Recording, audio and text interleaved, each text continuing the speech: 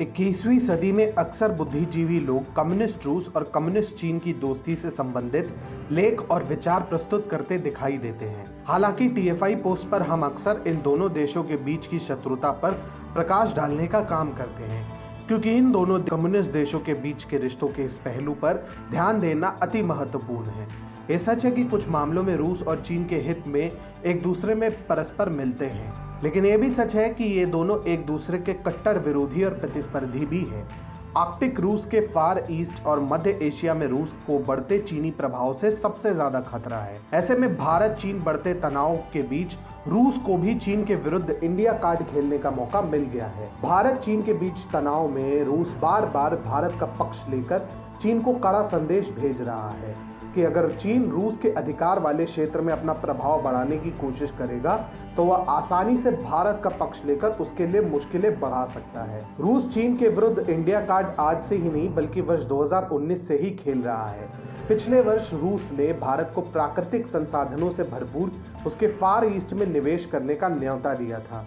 वर्ष 2019 में रूस ने भारत के प्रधानमंत्री को 5वें ईस्टर्न इकोनॉमिक फोरम कार्यक्रम में मुख्य अतिथि के तौर पर बुलाया था। उस दौरान ही भारत ने रूस के फार ईस्ट में $1 बिलियन का निवेश करने और गैस और ऑयल सेक्टर में 35,000 करोड़ के 50 समझौते पक्के किए थे। रूस के फार ईस्ट में चीन पहले से ही सक्रिय है और उसी के रास्ते वह आर्कटिक में भी अपना प्रभाव जमाना चाहता है।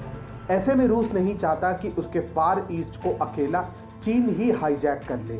रूस ने चीन को काबू में रखने के लिए वहां भारत को बुलाया है। इसी प्रकार हाल ही में चीन ने तब रूस को क्रोधित करने का काम किया था जब चीनी मीडिया ने रूसी शहर व्लादिवोस्टोक पर चीन का दावा ठोका था और उसे चीन का शहर बताया था। उसके बाद दोबारा रूस ने इंडिया कार्ड खेला और भारत चीन तनाव के दौरान न सिर्फ भारत को हथियारों की सप्लाई जारी रखने का आश्वासन दिया बल्कि चीन की S-400 मिसाइल सप्लाई को भी रोक दिया। रूस को मध्य एशिया में भी चीन के बढ़ते प्रभाव से खासा परेशानी है। तजिकिस्तान, उज्बेकिस्तान, कजाकिस्तान और किर्गिस्तान जैसे देशों में रूस का ही प्रभाव रहा है, लेकिन चीन इन्हें अपने कर्ज जाल में फंसा रहा है। इतना ही नहीं, चीन ने हाल ही में तजिकिस्तान के आधे हिस्से पर भी अपना दावा ठोका था। यहाँ चीन को पीछे धकेलने के लिए फिर रूस ने इंडिया कार्ड चला।